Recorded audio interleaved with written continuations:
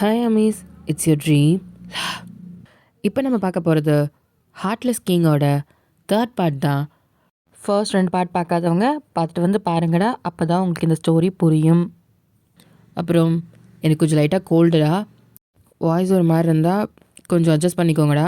நான் முடிஞ்ச அளவுக்கு பெஸ்ட்டாக தரேன், ஓகேவாடா? சரி வாங்கடா, நம்ம ஸ்ட்ரைட்டாக ஸ்டோரிக்குள்ளே போகலாமா?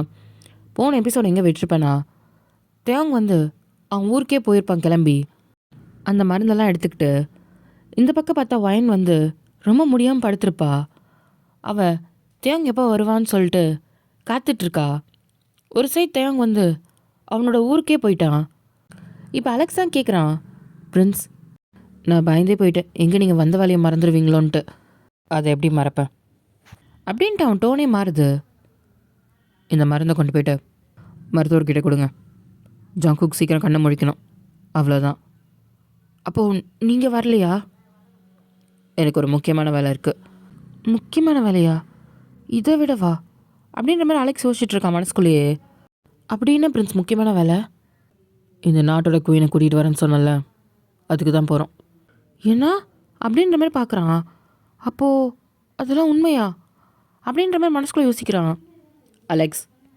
பிரின்ஸ், நம்ம நாட்டில் இருந்து அவங்க நாட்டுக்கு ஒரு மடல் எழுதி அனுப்பு. உங்கள் நாட்டு இளவரசியை நான் திருமணம் செஞ்சுக்க போகிறேன்னு சொல்லிட்டு ஒரு மடல் ஒன்று அனுப்பு. பிரின்ஸ், அப்புறம் எதுக்கு அங்கே போய் பழகுனது? நான் சொல்கிறது என்னவோ அதை மட்டும் செஞ்சால் போதும், புரியுதா? சரி பிரின்ஸ். இப்போ அலெக்ஸும் ஒரு மடல் எழுதி அனுப்புகிறான். அதில் ராஜமுத்திரையும் இருக்குது, தேங்க வச்சது. இப்போ அந்த மடல் தான் கடல் கடந்து அந்த நாட்டுக்கு போகுது. அரசர் வந்து ஏதோ ஒரு பிரச்சனையில் ஈடுபட்டு இருக்கிறதுனால மந்திரிகள்லாம் ஹெல்ப் பண்ணிகிட்ருக்காங்க. அவர் விசாரிச்சிட்ருக்காரு. இப்போது ஒரு காவலாளி தான், அரசே இங்கே என்ன நடந்துட்டுருக்கு, நீ பாட்டுக்கு வர. இப்போ பக்கத்தில் குயின் உட்காந்துருப்பாங்க. இவன் அத்துமாரி அரசவைகளை வந்ததுக்கு இவனுக்கான தண்டனையை கொடுங்க அப்படின்னு சொல்கிறாங்க. இப்போது அந்த காவலாளி தான், எனக்கு எவ்வளோ தண்டனை வேணாலும் கொடுங்க, ஆனால் நான் எடுத்துகிட்டு வந்திருக்க செய்தியை மட்டும் பார்த்துட்டு அதுக்கப்புறம் கொடுங்க அப்படின்னு சொல்கிறான். இப்போ அரசர் தான், அமைதியார், என்ன செய்தி? அரசே அப்படின்னு அவன் கையில் நடுங்குது. இப்போது மந்திரி தான் அதை வந்து வாங்குறாரு. இதை படித்ததும் அவருக்கே பயம் வந்துருச்சு. என்ன இருக்குது அந்த மடலில்? அரசே, வேற ஒரு தேசத்துலேருந்து நம்ம இளவரசியை பொண்ணு கேட்டிருக்காங்க. என்ன அப்படின்ட்டு குயின் எந்திரிக்கிறாங்க. இப்போ அரசர் தான், எந்த தேசம்? கிம் டைனாசிட்டி. எல்லாருக்குமே முழிக்கிறாங்க. சில பேருக்குலாம் புரியல, ஆனால் சில பேருக்கு தெரியுது. இப்போ அரசர் தான், அப்படி ஒரு தேசம் இருக்கா என்ன? இருக்கு அரசே, அவரை பற்றி வரலாறு நிறையவே சொல்லும். அவ்வளோ ஒரு பயங்கரமான ஒரு அரசர் அவர் அப்படின்னு சொல்கிறாங்க. அரசருக்கே ஒரு மாதிரி இருக்கு. என்ன சொல்கிற? ஆமாம், நான் படித்து கேள்விப்பட்டதை வரைக்கும் சொல்கிறேன் அரசே. அவர் 13 வயசில் ஒரு பெரிய டைனாசிட்டியோட கிங்கை கொண்டுட்டு அவர் நம்ம இந்திய தேசம் மாதிரி அவரோட தேசத்துக்கு அவர் தான் கிங்கே, அவர் தான் அரசர். இப்போது எல்லாருக்குமே ஷாக் ஆகுது. ஏன்னா இந்தியாவில் இருக்கிற ஒரு பகுதியிலாம் இவங்க ரூல் பண்ணிகிட்ருக்காங்க. பட் இந்தியா முழுக்க ஒரு இடம் மாதிரி ஒரு இடத்தோட கிங்கனா அப்போ எவ்வளோ பெரிய ஆளாக இருப்பார். அதுவும் இல்லாமல் தன்னோட 13 வயசில் அப்படின்னும் போது அவங்களால அதை நினச்சி கூட பார்க்க முடியல. அரசருக்கெலாம் பயம், குவீனுக்கு அதுக்கு மேலே ஒரு பயம். அங்கேருந்து வந்த மடல் தான்ட்டு உனக்கு எப்படி தெரியும்? அரசே, இந்த மடலை பாருங்க, அதுவும் இது அவரோட முத்திரை அப்படின்னு சொல்லி காமிக்கிறாங்க. அதை பார்க்கும்போது அரசருக்கே ஒரு மாதிரி பயம் வருது. இப்போ குவீன் தான், எவ்வளோ பெரிய அரசராக இருந்தால் என்ன, என்னோட பொண்ணை நான் தர முடியாது, நீங்கள் திருப்பி மடல் அனுப்புங்க அப்படின்ட்டு அரசரை பார்த்து சொல்கிறாங்க. இப்போ மந்திரி தான், அந்த மடலை முழுசாக படித்து பாருங்க அரசி அப்படின்னு சொல்கிறாரு. இப்போது அதை முழுசாக படிக்கிறாங்க. அதில் என்ன எழுதியிருக்குன்னா, உங்கள் பொண்ணை தர முடியாது அப்படின்ற சமயம் வந்துச்சுன்னா உங்கள் நாட்டை மொத்தமாக எடுக்கக்கூட நான் யோசிக்க மாட்டேன் அப்படின்ற மாதிரி இருக்குது. அதாவது வார்ன்ற ஒரு விஷயம். இதை பார்த்ததும் அவங்களுக்கெல்லாம் பயம் அள்ள விடுது. வார் வந்துச்சுன்னா இவ்வளோ அழகாக இருக்க நம்ம நாடு என்ன ஆவறது அப்படின்ற ஒரு பயம். அதுவும் இல்லாமல் எத்தனை உயிர் போகும், அதுவும் நம்ம நாடு அதுக்கப்புறம் நம்ம ஜெயிக்க முடியுமா, வேற ஒருத்தர் நம்ம நாட்டுக்குள்ளே வந்துட்டா என்ன ஆறுது அப்படின்னு அரசருக்கு பயங்கர யோசனை. எதுவுமே சொல்லலை. அரசே, இன்னும் 3 நாளில் அவங்க இங்கே வராங்களாம். இந்த நாட்டின் இளவரசியை கல்யாணம் பண்ணி கூட்டிகிட்டு போகிறாங்களாம். இப்போது இதை கேட்கும்போது இன்னும் ஷாக்காக இருக்குது. குயினுக்கெலாம் பயம் கிளம்புது. அரசே, என்னது இது, என் பொண்ணு? ஆஹா, எனக்கு பயமாக இருக்குது. அப்படி ஒரு ராட்சசனுக்கா? அவன் எப்படி இருப்பான்னு கூட தெரியாது. என் பொண்ணு அவனுக்கு கொடுத்துட்டு ஆஹா, என்னால் முடியாது. இப்போ அரசர் தான், எதுவாக இருந்தாலும் பேசிக்கலாம், பயப்படாத, நான் இருக்கேன் அப்படின்ற மாதிரி சொல்கிறாரு. இப்போ மந்திரிங்கள்லாம் பயந்து போயிருக்காங்க. சரி, அவரை வரவேற்கிறதுக்கு என்ன முறையோ அதை கொஞ்சம் கூட குறைபாடு இல்லாமல் செய்யுங்க அப்படின்னு அரசர் சொல்கிறாரு. இது சொல்லிவிட்டு அரசர் அங்கேருந்து போயிடுறாரு. இப்போ அரசரும் குயின் தான் ரூமில் உட்காந்து பேசிகிட்டு இருக்காங்க. அரசே, என்ன நினச்சிட்ருக்கீங்க? என் பொண்ணெல்லாம் அவங்களுக்கு கல்யாணம் பண்ணி கொடுக்க முடியாது, யாருன்னே தெரியாது, அதுவும் இவ்வளோ கொடூரமான ஒருத்தவனுக்கு ஏன் பொண்ணா அப்படின்னு கேட்குறாங்க. இப்போ அரசர் தான் நிமிர்ந்து பார்க்குறாரு. என்ன பண்ண சொல்கிற? மடல் அப்படி வந்திருக்கும் போது அதுக்கு அவ்வளோப்பட்ட கொடூரமான ஒருத்தவனுக்கு கொஞ்சம் கூட இதையே இல்லாத ஈவர்க்கம் இல்லாத ஒரு அரசனுக்காக என் பொண்ணை கல்யாணம் பண்ணி கொடுக்க போகிறீங்க? என்னால் என் பொண்ணு கஷ்டப்படுறதா பார்க்க முடியாது, என்னால் என் பொண்ணை நான் தரவும் முடியாது அப்படின்னு அவங்க சொல்கிறாங்க. அதுக்கு என்ன பண்ணணுன்ற? இங்கே பாருங்கள், என் பொண்ணெல்லாம் நான் தர முடியாது, உங்களுக்கு வேணும்னா உங்கள் பொண்ணை நீங்கள் கொடுத்துக்கோங்க அப்படின்னு பார்த்தா இந்த நாட்டோட இளவரசி அவள் தான், அப்படின்னா அவளை தானே நீங்கள் கொடுக்கணும் அப்படின்னு சொல்லிடுறாங்க. இப்போது அரசர் தான் நிமிர்ந்து பார்க்குறாரு. என்ன பார்க்குறீங்க? உங்கள் பொண்ணு மேலே என்ன அவ்வளோ பாசமா? அப்படிலாம் இல்லை. பின்ன அப்படி தான் தெரியுது. பழசெல்லாம் மறந்துட்டீங்களோ? உங்கள் காதல் மனைவியை கொன்னுட்டு தானே அவள் பிறந்தா ஆ அப்படின்னு சொல்கிறாங்க. இப்போ அரசர் தான், நிறுத்து, போதும், நான் உங்களுக்கு ஞாபகப்படுத்த விரும்புகிறேன். ஒருவேளை உங்கள் பொண்ணுக்கு கொடுத்த தண்டனையில் உங்களுக்கு அவன் மேலே பாசம் வந்துருச்சு போல அப்படின்றாங்க. அப்படிலாம் ஒன்றும் கிடையாது அப்படின்ட்டு எந்திரிக்கிறாரு கோவமா. பார்த்தா அப்படி தானே தெரியுது, இல்லைனா உங்கள் பொண்ணை கல்யாணம் பண்ணி வைங்க அப்படின்னு சொல்கிறாங்க. இப்போ அரசர் தான் ஒரு காவலாளி கூப்பிட்டு வயனை எங்கே இருந்தாலும் கூட்டிட்டு வா அப்படின்றாங்க. இப்போ அந்த காவலாளியும் வயனை தேடி தான் போகிறாங்க. அது ஒரு சின்ன அறை தான். அதில் ஜாராவும் வயன் படுத்துட்ருக்கா. இளவரசி அப்படின்னு கூப்பிடுறாங்க. ஜாரா தான், ஒரு நிமிஷம், என்னது அப்படின்ட்டு இப்போ வெளியே வந்து தான் கேட்குறா. இளவரசியை பார்க்கணும், அரசர் கூட்டிகிட்டு வர சொன்னார். அவங்களால முடியல, இப்போ தான் உடம்பே குணமாயிருக்கு, அதுக்குள்ளே இல்லை, அவர் ஏதோ முக்கியமான விஷயம் பேசணுமா, அதான் கூட்டிகிட்டு வர சொன்னார்.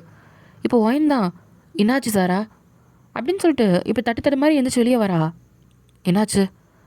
இளவரசி, அரசர் உங்களை கூட்டிகிட்டு வர சொன்னார். அப்பாவா? சரி வரேன். இப்போ ஜாரா தான், உனக்கு இப்போ தான் உடம்பு குணமாயிருக்கு, பரவாயில்ல, நான் போய் என்னன்னு கேட்டுட்டு வரேன்.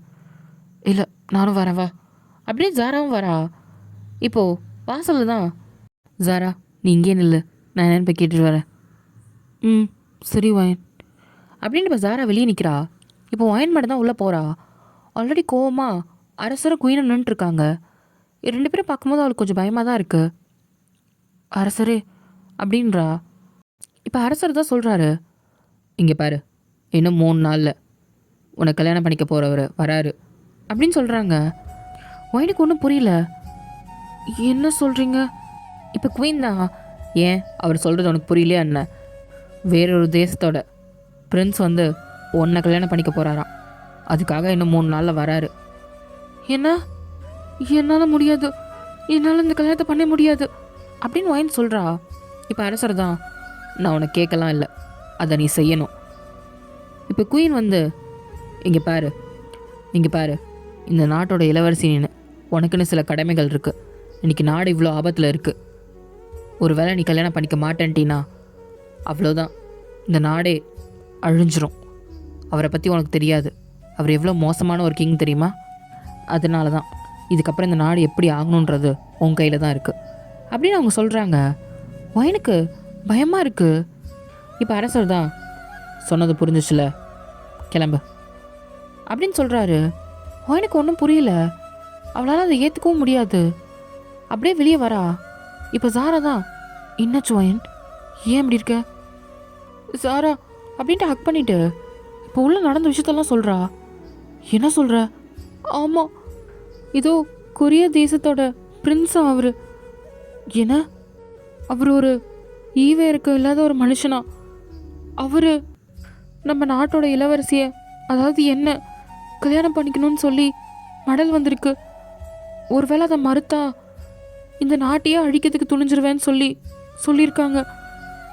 சாரா, நான் என்ன பண்ணட்டும்? என் மனசில் அவர் மட்டும்தான் இருக்காரு. என்னால் வேற யாரையும் கல்யாணம் பண்ண முடியாது. எனக்கு பயமாக இருக்கு அப்படின்னு சொல்லி அழுதுட்ருக்கா. இங்கே பாரு, ஒன்றும் இல்லை, ஏதாவது தீர்வு இருக்கும், நம்ம யோசிப்போம். என்ன தீர்வு சொல்லு?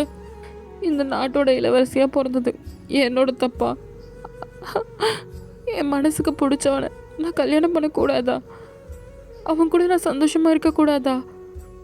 ஏன் கடவுள் எனக்கு இப்படி ஒரு நிலைமையை கொண்டு வந்து வச்சாரு? இப்படி ஒயின் வந்து புலம்பிட்டு இருக்கா. அப்போ ஒரு பொண்ணு தான் அவசர அவசரமாக ஓடி வந்துட்டுருக்கா. ஒயினை தாண்டி போகிறா. இப்போ ஒயினும் சாராவும் பார்க்குறாங்க. அது அதிரா தான். அரசரோட அறைக்குள்ளே தான் போகிறா. அம்மா, அதிரா மா, ஏதோ சொல்கிறாங்க. ஏதோ வேறொரு நாட்டு கிங்கு வந்து இளவரசியை கல்யாணம் பண்ணிக்க போகிறதா. என்ன நடக்குது? அதுவும் அவர் ரொம்ப கொடூரமானவராமே, அதெல்லாம் உண்மையா அப்படின்னு கேட்குறா. இங்கே பாரு அதிரா, நீ பயப்படாத, அம்மா இருக்க சரியா? அப்படிலாம் உன்னை எதுவும் பண்ணிட மாட்டேன். என்னால் அப்படிப்பட்ட வாழ்க்கையை வாழ முடியாது. அப்படிப்பட்டவனை நான் கல்யாணம் பண்ணிக்க மாட்டேன் அப்படின்னு சொல்லிட்டு அழுதுகிட்டே ஹக் பண்ணுறா. இப்போ அரசரை தான் பார்த்துட்டு, உன்னை யார் கல்யாணம் பண்ணிக்க சொன்னா அப்படின்னு சொல்கிறாரு. தந்தையே, என்ன சொல்கிறீங்க? அவங்க இளவரசி தான். இப்போ குயின் தான். இங்கே பாரு அதிரா, நீ பண்ணிக்க போகிறது கிடையாது, வயன் தான் பண்ணிக்க போகிறா. என்ன? கணக்குப்படி பார்த்தா அவள் தானே இந்த நாட்டோட இளவரசி அப்படின்னு சொல்கிறாங்க. இப்போது அரசரும் பார்த்து ஆமான்ற மாதிரி கண் காட்டுறாரு. அப்போ என்ன உன்னை எதுவும் பண்ண மாட்டேன் சரியா? நீ ரொம்ப சந்தோஷமாக உனக்கு யாரை பிடிச்சிருக்குன்னு சொல்கிறியோ அந்த இளவரசரை தான் உனக்கு கல்யாணம் பண்ணி வைப்பேன் சரியா அப்படின்ட்டு அவங்க அம்மா சொல்கிறாங்க. ரொம்ப நன்றிம்மா, நான் பயந்தே போயிட்டு இவங்க சொல்கிறத பார்க்கும்போது. ரொம்ப நன்றி தந்தையே அப்படின்னு சொல்லிட்டு ஹக் பண்ணிக்கிறா. பயப்படாத, ஒன்றும் இல்லை. சரி, நீ பயப்படாமல் உன்னோட அறைக்கு போ சரியா அப்படின்னு குயின் தான் சொல்கிறாங்க. சரி அம்மா, நான் வரேன் தந்தையே அப்படின்னு சொல்லிட்டு அவள் அங்கேருந்து கிளம்பி வெளியே தான் வரா. வெளியே வந்து பார்த்தா ஜாரா ஒயினும் நின்றுட்டுருக்காங்க. இப்போ ஜாரா தான், நம்ம வேணா ஆதிராம்மா கிட்ட சொல்லி பார்க்கலாமா அப்படின்னு சொல்லிட்டு ஜாரா வந்து ஒயின் கிட்ட சொல்கிறா. அவகிட்ட சொன்னால் என்ன நடக்கும்? அப்பாவாலே எந்த முடிவு எடுக்க முடியல. இவ என்ன, இதுக்கும் கேட்டு பார்ப்போம், அவங்களே சொல்லுவோமே. இப்போ ஜாரா தான் அதிரா கிட்ட போயிட்டு, இளவரசி, என்ன உங்களுக்கு தெரியும் இப்போ என்ன நடக்குதுன்னு? ஒயின் இளவரசிக்காக நீங்கள் ஒரு வார்த்தை அரசர்கிட்ட பேசுகிறீங்களா? அவங்க ரொம்ப பாவம். நீங்களே கேள்விப்பட்டிருப்பீங்க அவர் எவ்வளோ ஒரு கொடூரமான ஒரு மனுஷன்னு. அப்படிப்பட்டவர் நம்ம ஒயின் இளவரசியை கல்யாணம் பண்ணிக்கிட்டா அவங்க வாழ்க்கையே நல்லா இருக்காது. அவங்களுக்காக அரசர்கிட்ட பேசுகிறீங்களா அப்படின்னு ஜாரா கேட்குறா. இப்போ அதிரா தான் ஒயினை பார்த்துட்டு, யாரோட தலையெழுத்தில் என்ன எழுதியிருக்கோ அதுதான் நடக்கும், அதை மாற்றுறதுக்கு என்னாலேயும் முடியாது அப்படின்னு சொல்லிட்டு அதிரா அங்கேருந்து திரும்பிலாம் நடந்து போயிடுறா. இப்போ ஜாரா தான், இவங்களுக்கெல்லாம் கொஞ்சம் கூட மனசாட்சியே இல்லையா? இப்போ ஒயின் தான், அப்படி சொல்லாத, 1000 தான் இருந்தாலும் அவ என்னோட தங்கச்சி, அப்படி தயவு செஞ்சு சொல்லாதீங்க. கொஞ்சம் கூட ஈவ இருக்கமே இல்லை. அந்த அரக்கனை விட இவங்க தான் ரொம்ப மோசம் அப்படின்னு சொல்லி சொல்கிறா. ஒயின் கண்ணில் தான் கண்ணீர் நான் ஸ்டாப்பாக வந்துட்டுருக்கு. இளவரசி அழாதீங்க. இல்லை சாரா, என்னால் முடியல. அவருக்காக நான் இவ்வளோ நாள் காத்துட்ருக்கேன். அவர் திருப்பி வரும்போது நான் இன்னொருத்தனோட மனைவியாக இருந்தா அது இவ்வளோ கொடூரமாக இருக்கும். அப்படி ஒரு நாள் வந்துச்சுன்னா என்னால் என்னை மன்னிச்சிக்கவே முடியாது. நான் அந்த இடத்துல என் உயிரை விட்டுருவேன். இளவரசி அப்படி சொல்லாதீங்க. இல்லை சாரா, என்னால் முடியாது.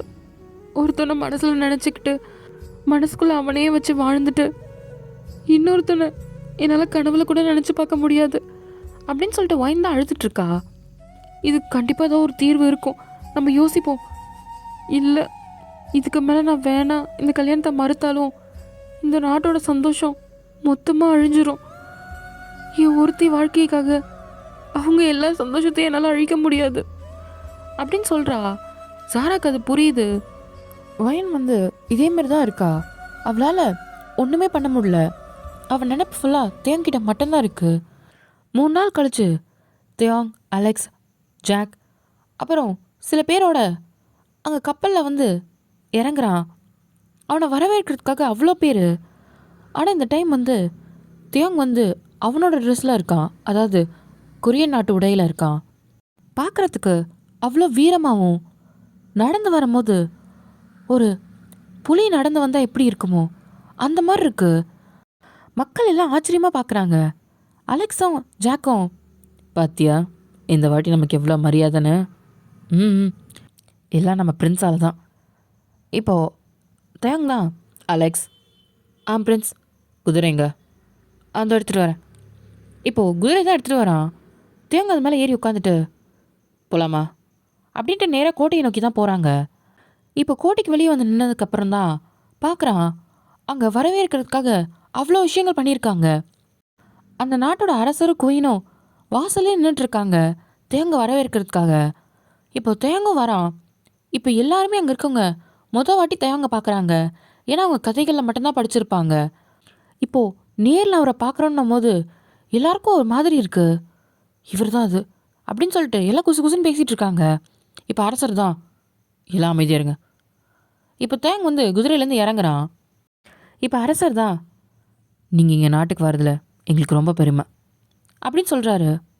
எங்கள் அரண்மனைக்கு உங்களை வரவேற்கிறேன், உள்ளே வாங்க அப்படின்னு சொல்லி கூட்டிகிட்டு போகிறாங்க. தேங்கும் பின்னாடியே போகிறான். இப்போ அரசர் தான், உங்களுக்கு எங்கள் ராஜ்யத்தை நான் சுற்றி காட்டுறேன் அப்படின்ற மாதிரி சொல்கிறாரு. இப்போ தேங்க தான் திரும்பி அலெக்ஸா பார்க்குறான். இங்கே பாருங்கள், முதல்ல எதுக்காக வந்தோமோ அந்த வேலையை முதல்ல பார்ப்போம், அதுக்கப்புறம் இதெல்லாம் பார்த்துக்கலாம் அப்படின்ற மாதிரி அலெக்ஸ் சொல்கிறான். அலெக்ஸ் சொல்கிறதே இவங்க பார்க்கும்போது பயமாக இருக்குது. அப்போது அவர் பேசினா என்ன ஆகுறதுன்ட்டு எல்லாரும் அமைதியாக நேராக அரசவைக்கு தான் போயிடுறாங்க. அங்கே அரசர், குயினு, பல மந்திரிங்கள்லாம் அங்கே உட்காந்துருக்காங்க. அங்கே தேங்கும் உட்காந்துருக்கான். இப்போ அரசர் தான், எங்கள் நாட்டுக்கு நீங்கள் வந்ததில் ரொம்ப சந்தோஷம். ஆனால் என்ன விஷயமா இங்கே வந்தீங்க? அதுவும் எங்களோட நாட்டோட இளவரசியை கல்யாணம் பண்ணணும்னு நீங்கள் சொன்னீங்க, அதுக்கு ஏன் நான் தெரிஞ்சுக்கலாமா அப்படின்ற மாதிரி அரசர் கேட்டதும் இப்போ தேங்க தான் வாயை திறக்கிறா. அது சொல்ல வேண்டிய எந்த அவசியமும் எனக்கு கிடையாது. எனக்கு தேவை உங்கள் நாட்டு இளவரசி அப்படின்னு அவன் சொன்னதும் அவன் வாய்ஸ்க்கே எல்லாரும் ஒரு மாதிரி பயப்படுறாங்க. இப்போ அலெக்ஸ் முன்னாடி வந்துட்டு, இங்கே பாருங்க, இன்னும் 3 நாளில் கல்யாணம். 3 நாளுக்கு அப்புறம் எங்கள் நாட்டு குயினோட நாங்கள் திரும்பி எங்கள் நாட்டுக்கே போகிறோம் அப்படின்ற மாதிரி அலெக்ஸ் சொல்கிறான். இது கேட்கும் போது அரசர் தான், சரி அப்படின்றாரு, அதுக்கான ஏற்பாடை பண்ணுங்க அப்படின்னு சொல்லிட்டு இப்போ அலெக்ஸ் வந்து சொல்லிட்டு பின்னாடி வந்துடுறான். இப்போ அரசர் தான் குயினை பார்த்து கண்ணு கட்டுறாங்க. இப்போ குயின் அங்கேருந்து கிளம்பி போகிறாங்க. இந்த பக்கம் பார்த்தா வயந்தான் அவள் ஒரு மாதிரி மனசு உடஞ்சி உட்காந்துருப்பா. அவளை ஒரு குயின் மாதிரி அலங்காரம் பண்ணி விட்டுட்ருக்காங்க. அவளுக்கு மனசே இல்லை. ஜாராவும் பக்கத்தில் உட்காந்துருக்கா. வயன், உன்னை இந்த மாதிரி அலங்காரம் பண்ணி பார்க்கணுன்னு எனக்கு ரொம்ப ஆசை தெரியுமா? ஆனால் இப்படி ஒரு நிலமையில உன்னை அலங்காரம் பண்ணுவேன்னு நான் நினச்சி கூட பார்க்கலடி அப்படின்னு சொல்கிறா ஜாரா. ஒயனுக்கு கண்ணெல்லாம் கலங்குது. இப்போ குயின் தான் நேராக ஒயனை பார்க்க வந்திருப்பாங்க. Wine, ready ஆகிட்டியா? கொரியா நாட்டோட இளவரசர் வந்துட்டார், வா அப்படின்னு சொல்லி கூப்பிடுறாங்க. இப்போ ஒயனுக்கு தான் பயமாக இருக்குது. கையை பசிட்டு நின்றுட்டுருக்கா. ஜாரா, அவளை கூட்டிகிட்டு வா. குயின், கூட்டிகிட்டு வான்னு சொன்னேன். இப்போ ஒயனை தான் கூட்டிகிட்டு வராங்க. கூட்டிகிட்டு போ. அவங்க எல்லோரும் வந்துட்டாங்க, எல்லோரும் இளவரசிக்காக தான் வெயிட் பண்ணுறாங்க, கூட்டிகிட்டு போ அப்படின்னு சொன்னதும் ஜாரா தான் ஒயனை கூட்டிகிட்டு போகிறா. தலையில் முக்காடெல்லாம் போட்டு. இப்போ வேகமாக ஒருத்தவங்க ஓடி வந்து, அம்மா அம்மா அப்படின்றா. ஆதிரா, உன்னை யார் வெளியே வர சொன்னா? அம்மா, நான் சொல்கிறத கேளுங்க. என்ன, இங்கே வாங்க அப்படின்னு சொல்லிட்டு கூட்டிகிட்டு வரா. என்ன ஆதிரா? அம்மா, இப்போ தான் நான் அந்த கிங்கை பார்த்தேன். சரி, அதுக்கு என்ன? அம்மா, எனக்கு அவரை பிடிச்சிருக்கு. என்ன சொல்கிற? ஆமாம்மா, அவர் கோட்டை வாசலில் வந்து குதிரையிலேருந்து இறங்கும் போதே பார்த்தேன். அவ்வளோ அழகாக இருந்தார். அவரை பார்த்து எல்லாரும் பயப்படும் போது அப்போது எவ்வளோ பெரிய ஆளாக இருக்கணும் அவர். அவரோட ஒரே ஒரு குயின்னா அது நானாக இருப்பேன்லம்மா அப்படின்னு சொல்லிட்டு ஆதிரா பேசுகிறா. என்ன லூஸ் மாதிரி பேசுகிற? அவர் கொடூரமானவன்னு. மா, என்ன கொடூரமானவளாக இருந்தாலும் இப்போது அப்பாவை உன் கைக்குள்ளே வச்சுக்கலையா? அந்த மாதிரி தான் எனக்காக அவர் இருப்பார்ல. அப்புறம் இந்திய தேசம் மாதிரி ஒரு தேசத்துக்கே நான் குயின் ஆகிட மாட்டேனா அப்படின்னு சொல்கிறா. இப்போ இருக்க நாட்டை விட 10 மடங்கு அது பெருசுமா. அந்த நாட்டோட குயினாக இருப்பேன். நினச்சி பாரு, இப்போ ஒயின் கல்யாணம் பண்ணா அவள் அந்த நாட்டோட குயினாக மாறிட மாட்டாளா? நீ தானே சொல்லுவ அவளோட ஒரு படி என்னைக்கு நான் மேலே இருக்கணும்னு. அவள் அந்த நாட்டோட குயினாக மாறிட்டானா நான் ஒரு சாதாரண இளவரசனை கல்யாணம் பண்ணிக்கிட்டு ஏதோ ஒரு இதில் வாழணும்னு நீ நினைக்கிறியா என்ன? அவளோட நான் ரொம்ப கேவலமாக இருக்கணும்னு நினைக்கிறியாம்மா அப்படின்னு சொன்னதும் இப்போ அந்த குயினுக்கும் இப்போ தான் ஸ்ட்ரைக் ஆகுது. ஆமாண்டி, நானும் அவரை பார்த்தேன். அவரை பார்க்கும் போதே ஒரு பயம். அப்போனா எவ்வளோ பெரிய கிங்காக இருப்பார். அவரை நீ கல்யாணம் பண்ணா அந்த தேசத்தோட குயின் நீ தானே போ. அதை தாம்மா நான் சொல்கிறேன். உனக்கு அவரை பிடிச்சிருக்கா? எனக்கு ரொம்ப பிடிச்சிருக்குமா. அவரை பார்த்த நொடியே அதை என் மனசில் நினச்சிட்டேன். எனக்கு அவரை தான் பிடிச்சிருக்கு. நான் அவரை தான் கல்யாணம் பண்ணிப்பேன். அந்த தேசத்தோட குயினா நான் தான் ஆகணும். இப்போ குயின் தான் யோசிக்கிறாங்க. என்ன யோசிக்கிற? இல்லை, அவள் உன்னோட பெரியவளாச்சே. என்னம்மா பெரியவ? நாங்கள் 2 பேரும் ஒரே நாளில் தான் பிறந்தோம். அவள் காலையில் பிறந்தா, நான் ராத்திரி பிறந்தேன். அவ்வளோதானே வித்தியாசம். அப்படின்னு பார்த்தா எனக்கும் உரிமை இருக்குல்ல. எப்போ பாரு எனக்கு 2வது உரிமை தான் கொடுக்குறீங்க அப்படின்னு கேட்குறா. இப்போது குயினை பார்த்துட்டு, ஆமாம், இப்போ பாரு நமக்கு 2வது உரிமை தான் கிடைக்குது. உரிமையுமே அவங்களே எடுத்துக்கிறாங்க. நான் எப்படி உங்கள் அப்பாவை 2வது ஒய்ஃபாக கல்யாணம் பண்ணணும், அதே மாதிரி என் பொண்ணை நான் விட மாட்டேன். கவலைப்படாத, அவருக்கு நான் ஒன்று தான் கல்யாணம் பண்ணுவேன். இப்போது ஆதிராவும் ஹக் பண்ணிக்கிறா. ஆமாம், சீக்கிரம் அதை செய். சரி, இங்கே நிற்க இன்னும் நேரம்தான் ஆகும், வா போகலாம் அப்படின்ட்டு அதிராவை கூட்டிகிட்டு வேகமாக அரசவைக்கு தான் போகிறாங்க. ஆல்ரெடி ஒயின் இப்போ தான் அங்கே வந்திருப்பா. இளவரசி வராங்க அப்படின்னு அனௌன்ஸ் பண்ணுறாங்க. இப்போ ஒயின் தான் அந்த அரசவைக்குள்ளே வரா. சாரா பார்த்துட்டு ஷாக் ஆகிட்டா. ஒயின் ஒயின் என்ன சாரா அப்படின்னு சொல்லிட்டு குடிஞ்ச தலை நிமிராமல் இருக்கா. நிமிந்து பாரு, உன்னோட தயங்கம் வந்திருக்காரு அப்படின்னு சொல்லணும். இப்போ ஒயின் நிமிந்து பார்க்குறா. பார்த்தா அங்கே இருக்கிறது தயங்க. அவன் முகத்தில் இதுக்கு முன்னாடி எவ்வளோ கஷ்டம் இருந்ததோ அதை தாண்டி ஒரு சிரிப்பு. அந்த சிரிப்பு நிறைய விஷயங்களை சொல்லுது. இப்போ தயங்கும் வயனை பார்க்குறான். எதுவும் சொல்லலை. இப்போ அரசர் தான், வயன் அங்கே உட்கார் அப்படின்னு சொல்லிட்டு போய் உட்கார்றா. இப்போ ஜாரா தான் காதில் வந்து, அப்போது அவர் ஒரு அரசரா? இப்போ வயன் தான், நான் தான் சொன்னல கடவுள் என்னை கைவிட மாட்டாருன்னு. நான் வேண்டுற கடவுள் என்னைக்கு என்னை கைவிட மாட்டார் அப்படின்னு வயன் சொல்கிறா. ஆமாம் வயன், எனக்கு தெரிஞ்சு உனக்காக தான் அவர் வந்திருக்காரு. ஆமாம், நான் அவர் அந்தளவுக்கு காதலிக்கிறேன். அவர் மனசுலேயும் என் மேலே காதல் இருந்திருக்கும்ல, அந்த காதல் தான் அவர் இவ்வளோ தூரம் வர வச்சிருக்கு அப்படின்னு நினச்சிட்டு வயன் ரொம்ப சந்தோஷத்தில் இருக்கா. தேவங்கிட்ட பேசணும் அப்படின்னு அவளுக்கு நிறைய ஆசை.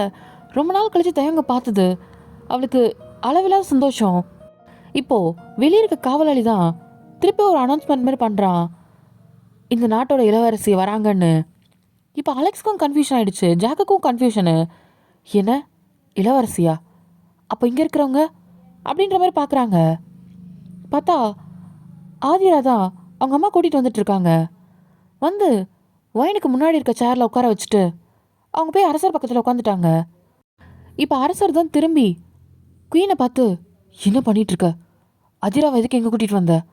இங்கே பாருங்க, என் பொண்ணு தான் இந்த பிரின்ஸை கல்யாணம் பண்ணணும். என்ன? ஆமாம், இதுக்கு முன்னாடி அவரை பற்றி தெரியாமல் இருக்கலாம், இப்போ எனக்கு தெரிஞ்சிருச்சுல. அந்த நாட்டோட குயினா என் பொண்ணு தான் ஆகணும். என்ன லூஸ் மாரி பேசிகிட்ருக்க? அதிரா அவளுக்கு பிடிச்சிருக்கு, அவளுக்கு பிடிச்சதுனால தான் நாங்கள் சொல்கிறேன். நீங்கள் இன்னும் சொல்லலைல்ல யார் இளவரசின்னு? இல்லை, அதிரா தான் இளவரசி, புரியுதா? ஆனால் அவங்க 2 பேரும் ஒரே நாளில் தான் பிறந்தாங்க. அவள் காலையில் பிறந்தா, என் பொண்ணு ராத்திரி பிறந்தா, அவ்வளோதான் வித்தியாசம். உங்களோட மனைவின்றதுக்காக நீங்கள் ஒயினுக்கு ரொம்ப சப்போர்ட் பண்ணாதீங்க அப்படின்னு சொல்லி குயின் சொன்னதும், நான் அப்படி சொல்லவே இல்லையே, பின்ன என் பொண்ணு தான் அந்த நாட்டோட குயின் ஆகணும் அப்படின்னு சொன்னதும், இப்போ அரசர் தான் பார்க்குறாரு ஆதிராவை. அவள் ஆமான்ற மாதிரி தலையாட்டுறா. இப்போது அரசரும் தியாங் பிரின்ஸ் அப்படின்னதும் தியாங் தான் நிமிந்து பார்க்குறான். இது எங்கள் நாட்டோட இளவரசி அதிரா அப்படின்னு சொல்லிட்டு ஆதிராவை காமிக்கிறாங்க. ஆதிரா சிரிச்சுக்கிட்டே எந்திரிச்சு நிற்கிறா. இப்போ தியாங் தான் பார்க்குறான். இப்போ அலெக்ஸ் தான் அப்போ இவங்க அப்படின்ற மாதிரி கேட்டதும் தியாங் திரும்பி முறைச்சி பார்க்குறான். ஐயோ தெரியாமல் கேட்டனும். ஆனால் தியாங் பிரின்ஸு இந்த பொண்ணு தானே காதலிச்சாரு, அந்த பொண்ணும் இவரை தானே காதலிச்சது, அன்றைக்கி அப்படி தானே சொன்னார், என்னது இது குழப்பமாக இருக்குது அப்படின்ற மாதிரி இவன் பின்னாடி வந்து நிற்கிறான் யோசிச்சுக்கிட்டே. இது எங்கள் நாட்டோட 2வது இளவரசி வயன், என்னோட ஒய்ஃப். அவங்களுக்கு பிறந்த பொண்ணு. வயன் பிறந்ததும் அவங்க இறந்துட்டாங்க. அதனால் என் நாட்டோட குயினாக இருக்கிறது அதிராவோட அம்மா தான் அப்படின்ற மாதிரி குயினை காமிக்கிறாங்க. அதிரா தான் என்னோட இளவரசி அப்படின்ற மாதிரி சொல்கிறாரு. வயனுக்கு ஒரு மாதிரி தூக்கி வாரி போடுது. என்ன அப்படின்ற மாதிரி. இப்போ ஜாரா தான் என்ன சொல்கிறாரு, வயன் இளவரசி தானே முதல்ல பிறந்தாங்க, அவங்க 2வது தானே, அவங்க தங்கச்சி தானே அது, அரசர் என்ன இப்படி சொல்கிறாரு அப்படின்ற மாதிரி முடிச்சு பார்க்குறாங்க. இப்போ தேங் தான் உங்கள் நாட்டோட இளவரசியான அதிராவை எங்கள் நாட்டோட குயினாக நான் கூட்டிகிட்டு போகிறேன் அப்படின்னு சொல்கிறான். சொன்னதும் வயனுக்கு மனசே உடஞ்சிருச்சு. அலெக்ஸும் ஜாக்கும் பார்க்குறாங்க. என்ன அது அப்போது அவங்க அப்படின்ற மாதிரி யோசிச்சுட்டு இருக்கானுங்க. பிரின்ஸ் ஏன் அப்படி ஒரு முடிவு எடுத்தாரு, அவங்க 2 பேருக்கு ஒன்றுமே புரியல. இப்போது அரசரும் சரிங்க பிரின்ஸ், இன்னும் 3 நாளில் உங்களுக்கும் அதிராக்கும் நாங்கள் கல்யாணம் பண்ணி உங்கள் நாட்டோட குயினாக நாங்கள் அனுப்பி வைக்கிறோம் அப்படின்னு சொல்லிட்டு சொல்கிறாரு. அதிரோட முகத்தில் அவ்வளோ ஒரு சந்தோஷம், அவ்வளோ ஒரு ஹாப்பினஸ்ஸு. அவள் திரும்பி ஒயினை தான் பார்க்குறா. ஒயின் ஒரு மாதிரி மனசு உடஞ்சி உட்காந்துருக்கா. உன் தகுதிக்கெல்லாம் நீ அந்த நாட்டோட குயின் ஆகலாமா அப்படின்ற மாதிரி யோசிக்கிறா, ஒரு மாதிரி க்ரீப்பியா. இப்போது தேங்காய் அங்கேருந்து எந்திரிச்சிட்டு மற்ற ஏற்பாடெல்லாம் பாருங்கள் அப்படின்ட்டு அங்கேருந்து போயிடுறான். கூட அலெக்ஸும் ஜாக்குமே போகிறாங்க. இங்கே சபையெல்லாம் கலையுது. ஒயின் இந்த இடத்த விட்டு இன்னும் நகரவே இல்லை. அங்கேருந்து எல்லாருமே போயிட்டாங்க. இப்போ சாரா தான், ஒயன் என்ன தியாங் இப்படி சொல்லிட்டாரு, அதான் எனக்கும் புரியல, உண்மையை சொல்லு, அவர் என்னை காதலிக்கிறேன்னு சொன்னார்ல, அவர் அப்படி தான் என்கிட்ட சொன்னார், கண்டிப்பாக அவனை வந்து கூட்டிகிட்டு போவேன்னு. அப்புறம் ஏன் இப்படி? இங்கே பாரு, நீ அவர்கிட்ட பேசினாதான் இதுக்கு ஒரு வழி தெரியும், முதல்ல வா நம்ம போய் அவரை பார்த்து பேசுவோம் அப்படின்னு சாரா சொல்கிறா. இப்போ ஒயன் அங்கேருந்து எந்திரிச்சிட்டு வேகமாக தேங்காய் தேடி தான் ஓடுறா. ஓடினா காவலாளிங்க தான் நின்றுட்டுருக்காங்க அறைக்கு வெளியே. இந்த மாதிரி அரசரை பார்க்கணும் அப்படின்னு சொல்லும் போது, அவரோட அனுமதி இல்லாமல் யாரும் பார்க்க முடியாது அப்படின்னு அங்கே இருக்கவங்க சொல்கிறாங்க. உள்ளே இருக்க தேங்க்கும் அலெக்ஸ்க்கு ஜாக்லாம் அந்த வாய்ஸ் கேட்டிருக்கோம். இப்போ தேங்க் தான் நிமிந்து பார்க்குறான். சரிங்க பிரின்ஸ் அப்படின்னு சொல்லிட்டு இப்போ அலெக்ஸ் வந்து வெளியே வந்து அவங்கள விடுங்க அப்படின்னு சொன்னதும், இப்போ ஒயனும் சாராவும் வேகமாக உள்ளே ஓடி வராங்க. தேங் அப்படின்னு ஒயன் சொல்கிறா. இப்போ ஜாக் தான், இங்கே பாருங்கள், நீங்கள் இந்த நாட்டோட இளவரசியாக இருக்கலாம், ஆனால் எங்கள் பிரின்ஸ்க்கு நீங்கள் மரியாதை கொடுக்கணும், ஒழுங்காக மரியாதையை கூப்பிடுங்க. இப்போ ஒயன் தான் பிரின்ஸ் அப்படின்னு சொல்கிறா. இப்போ தேங் தான் பார்க்குறான். இப்போ சாரா தான், நீங்கள் ஒயனை தானே காதலிக்கிறேன்னு சொன்னீங்க, அப்புறம் எதுக்கு இப்படி ஒரு விஷயத்த பண்ணீங்க அப்படின்னு சொல்லி கேட்குறா. இப்போ அலெக்ஸ் தான், இங்கே பாரு, நீ ஒரு பணிப்பெண் தான், நீ அவரை கேள்வி கேட்குறதுக்கு உனக்கு எந்த ஒரு உரிமையும் கிடையாது. சரி, எனக்கு உரிமை இல்லை, ஆனால் ஒயனுக்கு அந்த உரிமை இருக்குல்ல அப்படின்னு கேட்குறா. ஒயனை மனசார நேசிச்சார்ல, அப்படி இருக்கும்போது இப்படி ஒரு விஷயத்த எப்படி பண்ண தோணுச்சு அவருக்கு அப்படின்னு கேட்குறா. இப்போ தேங் தான், காதலா எனக்கு இதயமே கிடையாது, அப்படி இருக்கும்போது காதல் எங்கேருந்து வரும்? அலெக்ஸ், காதல் வருமா என்ன? அப்போது ஒயின் கூட நீங்கள் பழகினது, அவ கூட சிரித்து பேசினது, அவள் உங்களுக்காக எல்லாமே செஞ்சாலே, அந்த மருந்தை அப்படின்னு சொல்ல வரா. இப்போ ஒயின் தான் கையை பிடிக்கிறா. அவள் கண்ணு கலங்கிக்கிட்டே வேணான்ற மாதிரி தலையாட்டுறா. அந்த மருந்தை கொடுத்துட்டா இந்த நாட்டோட குயினா இல்லாமா என்ன? இவங்க 2 பேரும் புரியாத மாதிரி பார்க்குறாங்க. எனக்கு தெரியாதுன்னு நினச்சிங்களா? வயன் வந்து இந்த நாட்டோட இளவரசின்னு அப்படின்ட்டு அலெக்ஸ் தான் திரும்பி பார்க்குறான். அலெக்ஸ் தான் ஆமான்ற மாதிரி தலையாட்டுறான். பிரின்ஸ், இந்த நாட்டோட இளவரசின்னு சொல்லக்கூடாது, பனிப்பெண்ணுன்னு சொல்லலாம் அப்படின்னு சொல்கிறான். இப்போ தேங்க ஈவில் மாதிரி சிரிச்சிட்டு உனக்கு என் நாட்டோட குயின் ஆகணுமா அப்படின்ற மாதிரி சொல்கிறான். இதை கேட்கும் போது வயன் உடஞ்சே போயிட்டா. என்னைக்கு இருந்தாலும் நீ ஒரு பனிப்பெண் மட்டும்தான். யாரங்க கூட்டிகிட்டு போங்க. இப்போது காவலாளிலாம் வந்து வயனி சாரா வந்து பின்னாடி எடுக்கிறாங்க. இதுக்கப்புறம் இவங்களை இந்த அறைக்குள்ளே விடவே கூடாது அப்படின்னு தேங்க சொல்லிடுறான். திரும்பி பார்க்காம வயன் வந்து தேங்க மட்டும்தான் பார்த்துட்ருக்கா. அவள் கண்ணிலேருந்து கண்ணீர் நான் ஸ்டாப்பாக போயிட்டுருக்கு. இப்போது ஜாராவையும் ஒயினையும் கொண்டாந்து வெளியே தான் விட்டுடுறாங்க. இப்போ ஜாரா தான், ஒயின், நான் அப்போவே சொன்னல, இவருக்காக நீ ஏன் இவ்வளோ கஷ்டப்பட்ட பாரு, உன் காதலோட அருமை அவருக்கு புரியல, அவரும் எல்லார மாதிரி தானே உன்னை நினச்சாரு அப்படின்னு சொல்லும்போது ஒயினுக்கு முடியல, உடஞ்சிட்டா ரொம்ப. ஏன்னா அவன் மனசளவில் அவ்வளோ நேசிச்சிருப்பா. அவன் நினப்பு ஃபுல்லாக தேவங்க மேலே தான் இருந்திருக்கும். இப்படி ஒரு துரோகம் அவர் பண்ணுவார்னு அவன் நினச்சி கூட பார்த்துருக்க மாட்டா. இந்த பக்கம் தயங்க பார்த்தா அவனோட அறையில் தான் உட்காந்துட்ருப்பான். அலெக்ஸ் தான், பிரின்ஸ், பாவம் அந்த பொண்ணு. பாவமா? அதை என் தம்பிக்கு பண்ணும்போது அவளுக்கு தெரியாதா என்ன? இப்போ உடஞ்சிருக்குள்ள அவன் மனசு. இப்படி தானே அவனும் இருந்திருப்பான். அவன் எவ்வளோ ஒரு கஷ்டத்தில் இருந்தா அவ்வளோ ஒரு கொடுமையான ஒரு விஷத்தை குடிச்சிருப்பான். இதுக்கப்புறம் வாழவே கூடாதுன்னு அவன் மனசில் எவ்வளோ வலி இருந்திருக்கும். அந்த வலி அவளுக்கு தெரிய வேணாம். ஒரு மாதிரி ஈவல் மாதிரி சொல்கிறான். இதுக்கப்புறம் அவன் வாழ்க்கையில் ஒருத்தவனுக்கு இப்படி துரோகம் பண்ணோன்னு அவள் என்னை பார்த்து நினச்சி சாகணும். இதோட நான் அவளை விட மாட்டேன். அவள் பண்ணதுக்கெல்லாம் அவளுக்கான சரியான தண்டனை அவளுக்கு கிடைக்கும் அப்படின்ட்டு ஒரு மாதிரி கோவமாக சொல்கிறான். அவன் பேசுகிறது ஜாக்குக்கும் அலெக்ஸ்க்கும் அள்ளு விடுது. இப்படி தான் அங்கே கல்யாண ஏற்பாடும் நடந்துட்டுருக்கு. ஒரு பக்கம் பார்த்தா ஒயின் அவள் அறையிலேருந்து வெளியே வரல, ரொம்ப மனசு உடஞ்சி உட்காந்துட்ருக்கா. பேசாமல் சித்திரலாமா அப்படின்ற மாதிரி கூட நினச்சிட்ருக்கா. அவன் நேசித்த ஒருத்தவங்க இன்னொரு பொண்ணை கல்யாணம் பண்ணிக்க போகிறான்னும் போது அவளால் அதை ஏற்றுக்க முடியல. பேசாமல் சித்திரலாமா அப்படின்னு சொல்லிட்டு ஒரு பக்கம் அவளுக்கு அப்படி ஒரு யோசனை. இப்படி யோசிச்சுட்டு இருக்கும் போது தான் ஒரு பனிப்பெண் வந்து ஒயினை கூப்பிடுறா. ஒயின் இளவரசி. இப்போ ஒயின் தான் நிமிர்ந்து பார்க்குறா. என்னது? அரசர் உங்களை கூட்டிகிட்டு வர சொன்னார். இப்போ ஒயினுமே அரசரை பக்கத்துக்கு தான் போகிறா. இப்போ அரசரை தான் பார்த்து, சொல்லுங்க அரசரே. இங்கே பாரு, பிரின்ஸ் கிட்டேருந்து ஒரு கட்டளை வந்துச்சு.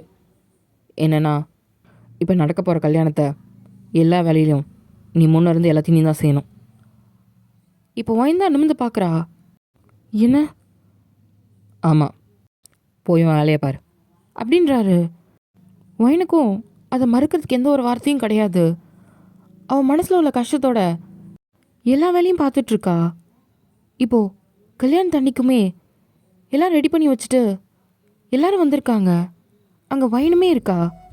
ஒரு மாதிரி மனசு உடஞ்சி போய் அங்கே அக்னி முன்னாடி தேங்கும் ஆதிராவும் உட்காந்துருக்காங்க. இப்போது ஹிந்து முறைப்படி அங்கே கல்யாணமும் நடந்து முடியுது. இப்போது 2 பேர் மடமேறி விட்டு தான் எந்திரிக்கிறாங்க. அதிரா முகத்துலலாம் ரொம்ப சந்தோஷம். இதுக்கப்புறம் இந்த நாட்டோட குயின் நான் தானே அப்படின்ற மாதிரி ஒரு மாதிரி தெனாவட்டில் இருக்கா. இப்போ தேங் தான், அலெக்ஸ் கிளம்புறதுக்கு ஏற்பாடு பண்ண. இப்போ அரசர் தான், இன்னும் ஓரிரு நாட்கள் இருந்துட்டு போகலாமே, இப்போ தானே திருமணம் முடிஞ்சுது.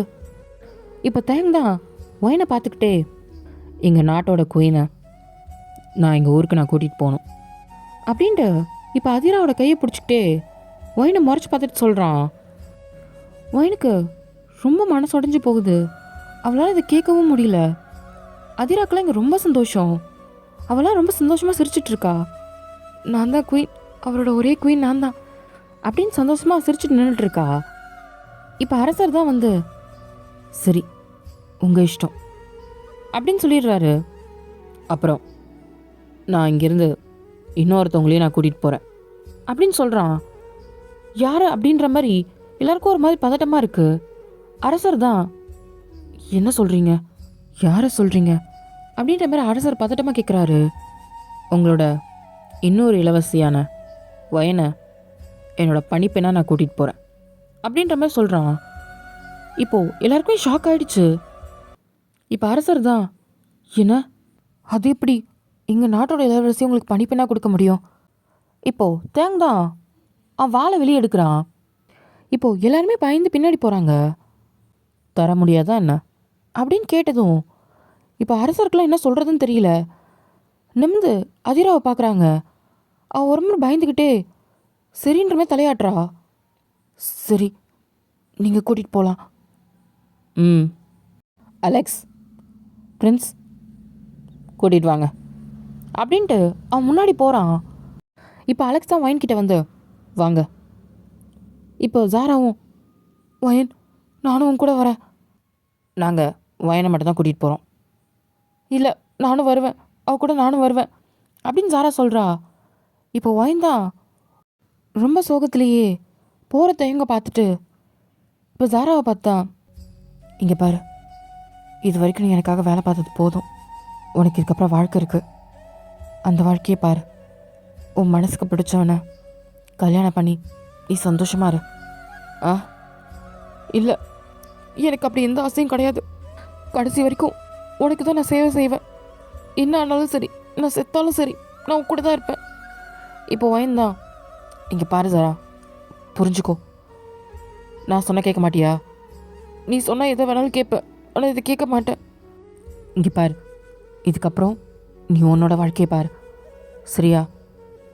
நான் இது உனக்கு உன் தோழியாக சொல்ல, உன்னோட இளவரசியாக சொல்கிறேன். என் கட்டளை நீ மீற போறியா என்ன? இப்போது ஜாராக்கு ஒரு மாதிரி இருக்குது. ஏன்னா அது வயன் வாட்டி சொல்கிறா. இல்லை, அப்புறம் என்ன? உன்னோட வாழ்க்கையை நீ பாரு. இதுக்கப்புறம் நீங்கள் இருக்கணும், வேலை செய்யணும், எந்த அவசியம் இல்லை. நீ கிளம்பு. இப்போது வயன் தான், போகலாம் அப்படின்னு சொல்கிறா அலெக்ஸை பார்த்து. இப்போ அலெக்ஸ் முன்னாடி போகிறான், பின்னாடியே வயன் வரா. இப்போ எல்லாருமே கிளம்புறதுக்காக கப்பலில் தான் ஏறுறாங்க. ஆல்ரெடி தயாங் போயிட்டான், அதிராவும் போயிட்டா. பின்னாடி அலெக்ஸ், ஜாக் அவங்க காவலாளிங்களாம் ஏறிட்டாங்க. கடைசியாக தான் வயன் ஏறுறா. ஏறுறப்போ சுற்றி அவள் பார்க்குறா. அவள் இங்கே வளர்ந்த நாட்கள்லாம் ரொம்ப அதிகம். அதை நினச்சி பார்க்கும்போது அவளுக்கு ரொம்ப கஷ்டமாக இருக்குது. அதுவும் இல்லாமல் அவள் இந்த ஊரை விட்டு போகும்போது கல்யாணம் பண்ணி அவள் கணவனோட சந்தோஷமாக போகணுன்னு தான் நினச்சிருப்பா. ஆனால் இப்படி ஒரு பணிப்பெண்ணாக போகணுன்ட்டு அந்த நிலமை அவளுக்கு வரும்னு அவள் நினச்சி கூட பார்த்தது கிடையாது. அவள் கண்ணில் தண்ணியோட அந்த படகுல தான் ஏறுறா. படகுமே அங்கேருந்து கிளம்புது அந்த ஊரை விட்டு. வயன் கண்ணு ஃபுல்லாக தண்ணி. அவளுக்கு ஏன் இந்த நிலமைன்னு அவளால் யோசிச்சு கூட பார்க்க முடியல. இப்போது மேலே வானத்தை பார்த்து தான், அம்மா நீ இருந்தா எனக்கு இந்த நிலமை வந்திருக்குமா? சொல்லு.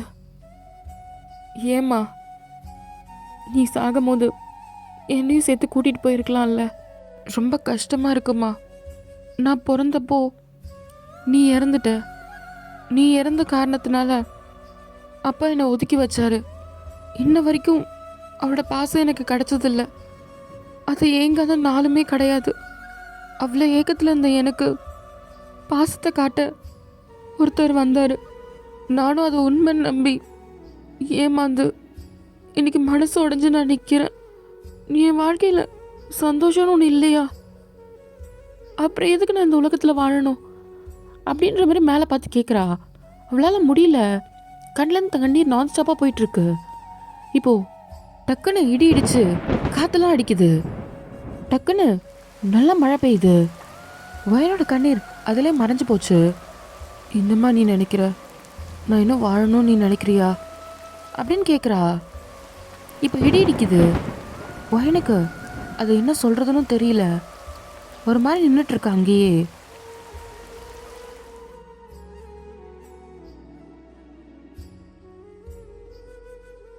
ஓகேடா அம்மி, இதோட இந்த தேர்ட் பார்ட் இங்கே முடியுது. ஃபோர்த் பார்ட் கண்டினியூ ஆகும். வெயிட் பண்ணி பாருங்கள். ஓகேவாடா? பாய்.